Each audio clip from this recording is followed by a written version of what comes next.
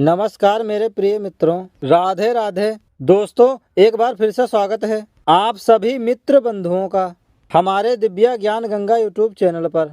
एक बार माता लक्ष्मी क्षीर सागर में भगवान विष्णु के पैर दबा रही थी, तो पैर दबाते दबाते माता लक्ष्मी ने भगवान विष्णु से कहा, हे प्रभु, आज मेरे मन में 3 प्रश्न उठ रहे हैं। यदि इन 3 प्रश्नों के उत्तर देकर आप मुझे संतुष्ट करेंगे तो मेरे मन को बहुत ही शांति मिलेगी। तब भगवान विष्णु कहते हैं, हे देवी, आखिर तुम्हारे कौन से 3 प्रश्न हैं? तो माता लक्ष्मी कहती हैं, हे प्रभु, वह कौन सी स्त्री होती है जिसके भाग्य में संतान सुख नहीं होता है? दूसरा प्रश्न है कि कौन सी स्त्री समय से पहले विधवा होती है? और मेरा तीसरा प्रश्न है कि कौन सा श्रृंगार करने से स्त्री को स्वर्ग में स्थान प्राप्त होता है? दोस्तों, तब भगवान विष्णु कहते हैं कि हे लक्ष्मी, यह तुम्हारे तीनों प्रश्न बहुत ही महत्वपूर्ण हैं। जो भी व्यक्ति इन तीनों प्रश्नों के उत्तर समझकर इस पर्याप्त ज्ञान को अपने जीवन में उतार लेता है, उसे जीवन में सुख की प्राप्ति होती है। दोस्तों, भगवान विष्णु कहते हैं, हे देवी लक्ष्मी, मैं तुम्हारे तीनों प्रश्नों के उत्तर इस कहानी के माध्यम से देने वाला हूँ। इस कहानी के माध्यम से तुम तीनों अपने प्रश्नों के उत्तर ठीक तरीके से समझ पाओगी, परंतु मेरी एक शर्त है। भगवान विष्णु कहते हैं, जब तक मैं कहानी सुनाऊं तब तक तुम्हें इस कहानी को ध्यान से सुनना है। तो माता लक्ष्मी कहने लगी, प्रभु, मैं आपको वचन देती हूँ कि इस कथा को मैं पूरे मन और पूरी लगन से सुनूंगी। आप कृपया उस कथा को आरंभ करें। तो दोस्तों, आपसे एक भी विनती है कि आप भी इस कथा को पूरा जरूर सुने। अगर सुन रहे हैं तो इसे आधा अधूरा सुनना पाप माना जाता है। कथा शुरू करने से पहले कमेंट में जय माँ लक्ष्मी और जय श्री हरि विष्णु अवश्य लिखें। साथ ही वीडियो को लाइक करना ना भूलें। तो चलिए आरंभ करते हैं। प्रिय बंधुओं, भगवान विष्णु कहते हैं, हे लक्ष्मी, किसी राज्य में एक छोटा सा नगर था। उस नगर में एक सेठ रहता था। उस सेठ के 2 बेटे थे और सेठ के बेटों की शादी भी हो चुकी थी। सेठ की पत्नी और सेठ की बड़े बेटे दोनों का ही स्वभाव दुष्ट प्रवृत्ति का था। इसलिए सेठ की पत्नी अपने बड़ी बेटी के पत्नी से बहुत ही ज्यादा प्रेम करती थी, मगर छोटे बेटे की जो पत्नी थी वह बड़े ही अच्छे स्वभाव की थी और वह एक पतिव्रता भी स्त्री थी और पूरे घर का सारा काम काज भी वह अकेले ही करती थी। इतना सब होने पर भी सेठ की पत्नी और बड़े बेटे की पत्नी छोटे बहू की अपमान ही करते रहते थे। दोस्तों, भगवान विष्णु कहते हैं, हे लक्ष्मी, सेठ की बड़ी बेटे को एक बेटा था और छोटी बहू को एक पुत्री थी। सेठ की पत्नी हमेशा पुत्र को लेकर छोटी बहू को ताना मारती रहती थी, लेकिन वह क्या कर सकती थी, वह हमेशा उनके ताने सुनती रहती थी। दोस्तों, तब भगवान विष्णु कहते हैं, हे लक्ष्मी, अब मैं तुम्हें छोटी बहू की कहानी अच्छी तरीके से समझाता हूँ। इस कहानी से तुम्हें पहले आपके प्रश्न का एक उत्तर आपको मिल जाएगा। तुम्हारा पहला प्रश्न था कि कौन से स्त्री के भाग्य में पुत्र की प्राप्ति नहीं होती है। तब भगवान विष्णु कहते हैं, देवी, जो वह सेठ की पत्नी थी वह पहले से ही बड़े दुष्ट प्रभाव की थी। उसके कुटिल स्वभाव से सभी घर वाले बहुत ही ज्यादा परेशान थे, परंतु वह सीधी साधी अपनी छोटी बहू को कुछ ज्यादा ही परेशान करती रहती थी। उसको सताने में उसको बहुत ही ज्यादा आनंद आता था। सेठ की छोटे बेटे की पत्नी का नाम सुकन्या था। बेचारी सुकन्या सुबह जल्दी उठ कर के अपने काम काज में जुट जाती थी। इतना करने पर भी सेठ की पत्नी की निगाहों में सुकन्या हमेशा खटकती रहती थी। एक दिन की बात है, सुकन्या घर में झाड़ू लगा रही थी तो सेठ की पत्नी बोली, क्या तेरे हाथ में जान नहीं है क्या? तू जल्दी जल्दी झाड़ू लगा, मैं मंदिर जा रही हूँ। मेरे लौट कर आने से पहले तू भोजन बनाकर तैयार रखना और आते ही मैं उस भोजन को ग्रहण करूँगी। और सुन, अन्न का एक दाना बर्बाद ही न हो पाए। बेचारी सुकन्या करती भी तो क्या करती, वह अपनी सास की बातों को सुनती रही। तब सफाई घर की करने के बाद सुकन्या खाना बनाने में लग गई। खाना बनाते समय वह मन में सोच रही थी कि मैं इतना काम करने के बाद भी एक पल के लिए चैन की सांस नहीं ले पाती हूँ और मेरी सांस मेरे काम में हर समय कोई न कोई गलती निकालती रहती है। सुकन्या यह सब सोच ही रही थी, उतने में दरवाजा खटखटाने की आवाज आई तो सुकन्या ने सोचा अभी तो भोजन ही तैयार ही हुआ है, लगता है मेरी सासू माँ आज जल्दी ही गई है। सुकन्या ने दरवाजा खोला तो उसने क्या देखा कि बाहर दरवाजे पर एक सन्यासी महात्मा खड़े हैं। दोस्तों, वो साधु महाराज सुकन्या से कहता है कि बेटी तेरा सुहाग अमर रहे, बाबा को कुछ भोजन करा दे, मुझे बड़ी तेजी से भूख लग रही है। दर्शकों, भगवान विष्णु कहते हैं कि लक्ष्मी सुकन्या बहुत सुशील और बहुत संस्कारी थी। उसने सोचा साधु महाराज को भोजन करा तो दूं, परंतु मेरी अगर सास आ गई तो मेरी खैर नहीं। फिर कुछ देर सोच विचार करने के बाद उसने सन्यासी को भोजन करने के लिए अंदर बुलाया और कहा, और उसी समय सुकन्या के मन में एक विचार आया कि सास से मुझे डरना कैसा, यदि मेरी सास आज भी जाएगी और मुझसे कुछ कहेगी तो मैं उनसे कह दूंगी मैंने अपने हिस्से का भोजन इन महात्मा को दे रही हूँ। भगवान विष्णु कहते हैं, हे लक्ष्मी। फिर ऐसा सोचकर साधु को अंदर सुकन्या लक्ष्मी लेकर आती है और अतिथि धर्म का पालन करते हुए उस साधु को भोजन कराने लगी। अभी साधु भोजन कर ही रहा था कि सुकन्या की सास आ गई।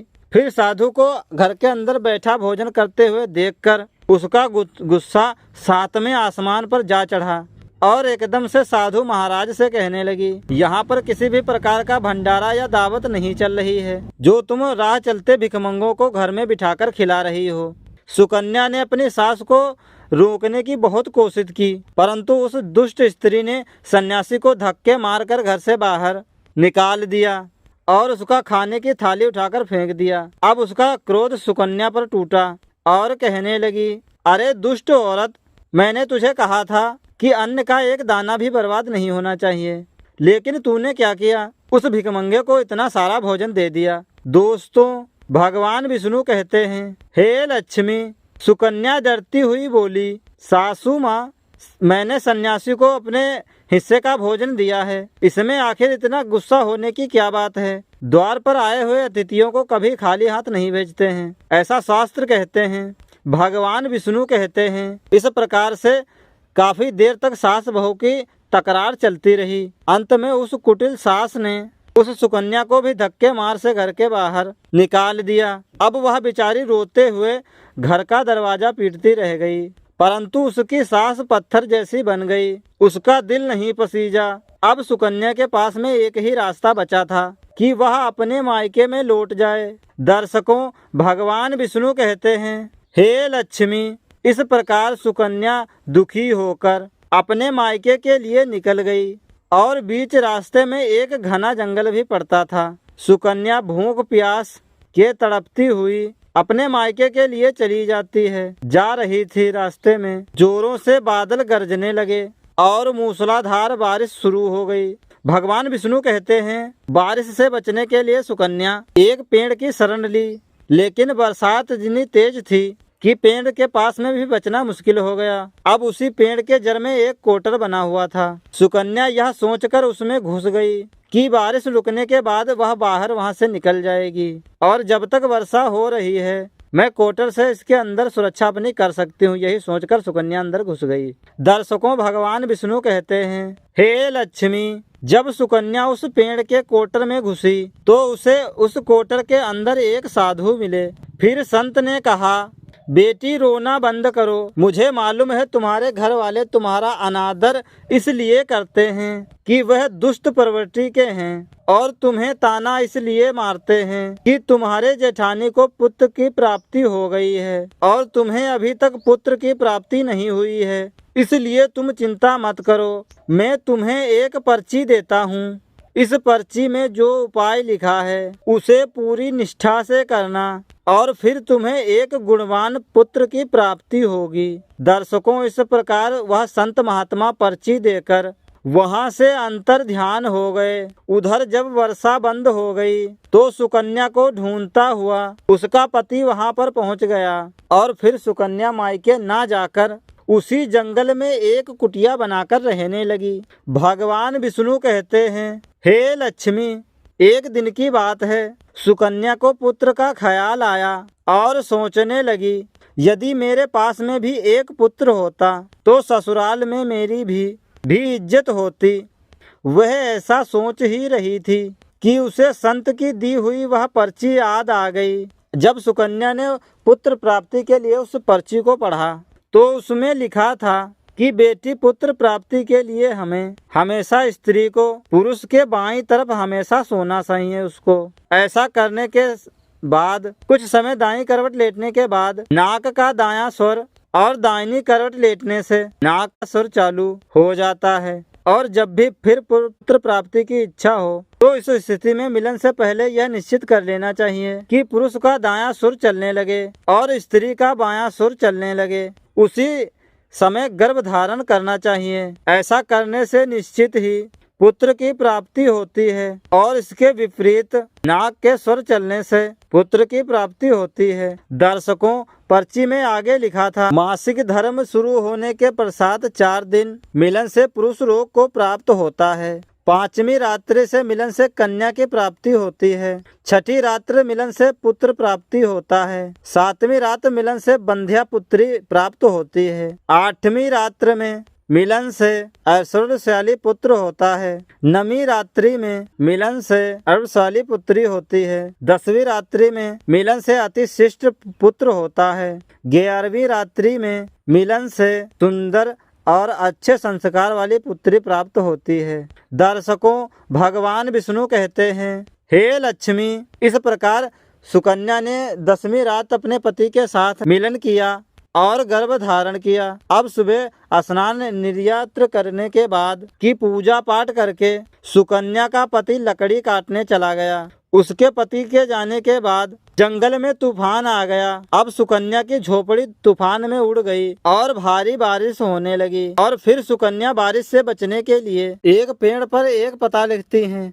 ये पता इसी कोटर का था जिस कोटर में सुकन्या बारिश से बचने के लिए पहले छुपी थी जिसमें। और सुकन्या ने पेड़ पर पता इसलिए लिखा था कि जब उसका पति वापस आए पेड़ पर पता लिखा हुआ पढ़ करके उसी कोटर के पास आ जाए। दर्शकों, भगवान विष्णु कहते हैं, हे लक्ष्मी, उधर सुकन्या उस कोटर में आकर छुप जाती हैं। जो कोटर एक पेड़ की झाड़ी में बना हुआ था। उस पेड़ के पास में 2 राक्षसियों का निवास स्थान था। इधर वह सुकन्या वर्षा से बचने के लिए उस कोटर में छुपी हुई थी। उधर वह दोनों राक्षसी बारिश से परेशान होकर उस पेड़ की तरफ चली आ रही थी। फिर तो पेड़ के नीचे आकर एक राक्षसनी कहने लगी, अब तो चला भी नहीं जाता, वरना मन तो कर रहा था सोना टापू पर चली जाऊं। तभी दूसरी राक्षसनी बोली, इसमें क्या बड़ी बात है, ये पेड़ अभी हमें वहीं उड़ाकर पहुंचा देगा जहां पर सोने का टापू है। दर्शकों, ऐसा कहकर वह दोनों राक्षसी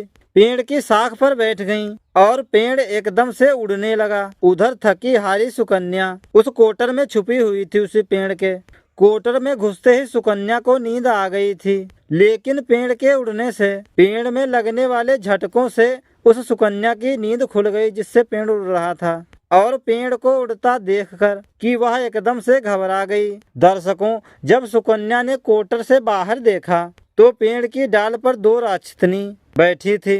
अन्यथा सुकन्या ने स्थिति के साथ में समझौता किया और सोचा कि जो होगा वह अच्छा ही होगा।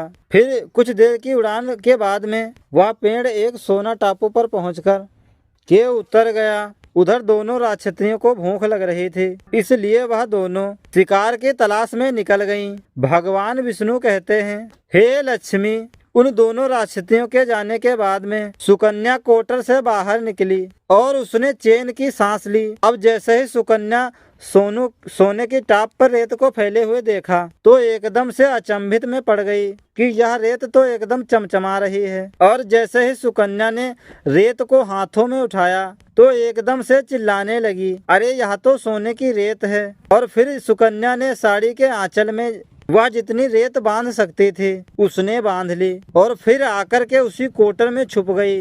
दर्शकों, भगवान विष्णु कहते हैं, इधर तो उस सुकन्या को कोटर में जाना वापस हुआ। उधर दोनों राक्षसी पेड़ पर भी वापस आ गईं और वह आपस में कहने लगीं, आज तो भरपेट खाना खाकर पूरी तृप्ति हो गई। अब चलो वापस लौट चलते हैं, हम जहाँ से आए थे। और फिर इस प्रकार थोड़ी देर में वह पेड़ उड़कर उसी स्थान पर पहुँच गया जहाँ से वह पेड़ उड़कर के गया था। भगवान विष्णु कहते हैं, लक्ष्मी वह सुकन्या तब तक वह उसी कोटर में छुपी रही जब तक किसी कार्यवश वह राक्षती उस पेड़ से चली दूर नहीं गईं। और जैसे ही वह जब दोनों पेड़ से दूर चली गईं, वैसे ही सुकन्या सोने की रेत लेकर के उस कोटर से बाहर आ गई और मन में सोचने लगी कि इतना सारा सोना देखकर मेरी सासू माँ खुश हो जाएगी और मैं अब अपने ससुराल वापस जाऊंगी और अपनी सासू माँ को इतना सारा सोना दूंगी। फिर वह मुझसे कभी भी नफरत नहीं करेगी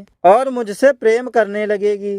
भगवान विष्णु कहते हैं, हे लक्ष्मी, इधर तो सुकन्या ऐसा सोच ही रही थी, तब तक सुकन्या का पति सुकन्या को ढूंढता हुआ उसी कोटर की तरफ आ जाता है और सुकन्या अपने पति को सारी बात बताती है और अपने पति के साथ अपनी ससुराल वापस पहुंच करके अपनी सासू माँ से कहती है, देखो सासू माँ, मैं आपके लिए क्या लाई हूँ। और ऐसा कहकर के वह सारा सोना अपनी सास को दे देती है और उसे सोना कैसे प्राप्त हुआ वह सारी घटना भी अपने सास को बता देती है। भगवान विष्णु कहते हैं, सोना लेने के बाद में सुकन्या की सास एकदम से क्रोधित होकर के बोली, अरे मूर्ख औरत, तू बस इतना सा ही सोना लेकर के आ गई, इतने सोने से क्या होगा? मैं होती तो बहुत सारा सोना लेकर वहाँ से आती। फिर अपनी सास की बात सुनकर के वह सुकन्या कहने लगी, माँ जी, हमारी 3-4 पीढ़ियों के लिए इतना सोना काफी है। तो सास कहने लगी, अरे मूर्ख, सोना भी क्या काफी होता है? जितना हो उतना ही कम है। अब देख, मैं जाऊंगी और कितना सोना लेकर आऊंगी। भगवान विष्णु कहते हैं, हे लक्ष्मी, सुकन्या ने अपनी सास को बहुत ही समझाया, परंतु उस लालची दुष्ट स्त्री के समझ में कुछ भी नहीं आया।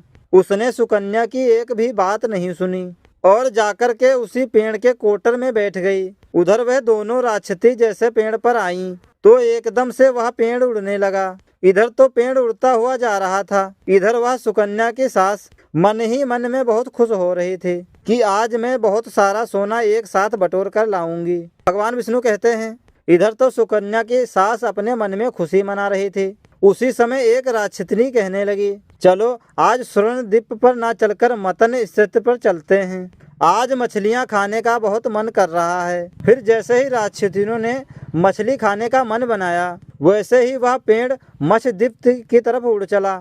भगवान विष्णु कहते हैं, हे लक्ष्मी, इस प्रकार राक्षसियों की बात सुनकर वह कोटर में बैठी हुई वह लालची स्त्री स्वयं पर संयम नहीं रख सकी और एकदम से बोल पड़ी, अरे तुम सोना टापू क्यों नहीं जा रही हो? मत्स्यद्वीप मत जाओ, सोना टापू पर चलो। अब जैसे ही वह लालची स्त्री इतनी आवाज दी, तो राक्षसियों ने समझ लिया कि इस पेड़ की कोटर में कोई जरूर छुपा बैठा है और उन्होंने एकदम से जैसे ही कोटर में प्रवेश किया और फिर जैसे ही उन्हें दोनों जो है उनको देखा, राक्षसियों ने उनको देखा स्त्री को, तो एकदम से उसे उठाकर पेड़ से नीचे फेंक दिया और धरती पर गिरते ही उस लालची स्त्री की मौत हो गई। अब जैसे ही सूचना उनके घर वालों को मिलती है, तो उस स्त्री का पति यानी सुकन्या का ससुर सुकन्या के पास जाता है और उससे कहते हैं, बेटी, मैं तो पहले उसे से ही समझाता था उसे कि तू ऐसा काम मत कर, कभी भी किसी को लालच नहीं करना चाहिए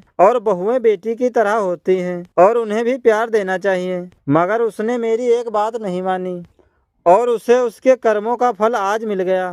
भगवान विष्णु कहते हैं, हे लक्ष्मी, उधर सुकन्या अपने पति के साथ में सुखपूर्वक जीवन यापन करने लगी। फिर कुछ समय गुजरने के बाद में सुकन्या को एक गुणवान पुत्र की प्राप्ति हुई और पुत्र की प्राप्ति के बाद सुकन्या की खुशी का ठिकाना नहीं रहा और वह भगवान का शुक्रिया करने लगी। उधर सेठ की बड़े बेटे की बहू, जो हमेशा सुकन्या को पुत्र को लेकर ताने मारती रहती थी, जब सुकन्या को पुत्र की प्राप्ति हो गई और उसे धन भी प्राप्त हो गया, उधर सेठ के बड़े बेटे और बहू दिन गरीबी में गुजरने लगे।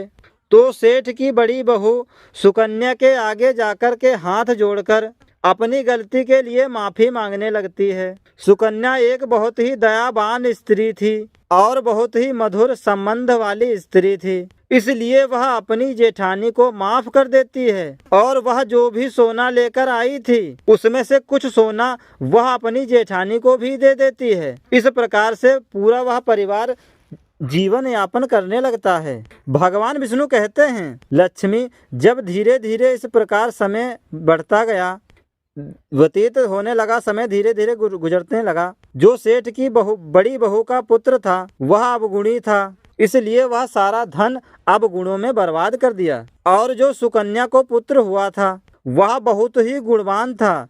वह अपने जीवन में इतना आगे बढ़ा कि उसने अपने माँ बाप का नाम रोशन कर दिया। और फिर उसकी जेठानी और सुकन्या जीवन समाप्त हुआ तो सुकन्या को स्वर्ग की प्राप्ति हुई और उसकी जेठानी को नरक में स्थान मिला।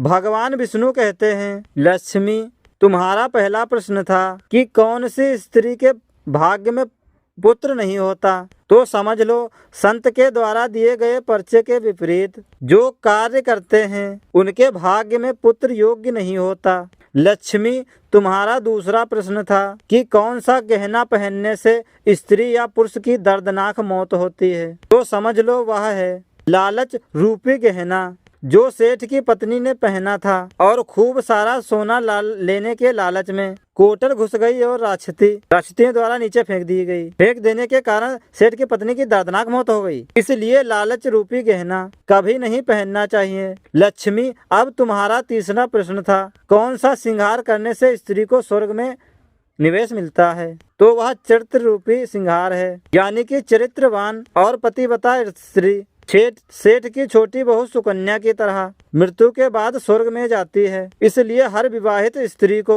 पतिव्रता और चरित्रवान होना चाहिए। दोस्तों, आपको यह कहानी कैसी लगी कृपया हमें कमेंट में जरूर बताएं। अगर आपको कहानी पसंद आई हो तो अपने मित्र बंधुओं के साथ जरूर शेयर करें। आशा करते हैं आपको यह जानकारी अच्छी लगी होगी। अधिक धार्मिक जानकारी के लिए हमारे दिव्या ज्ञान गंगा यूट्यूब चैनल को सब्सक्राइब करें और हमसे जुड़े रहें। आप सभी का धन्यवाद।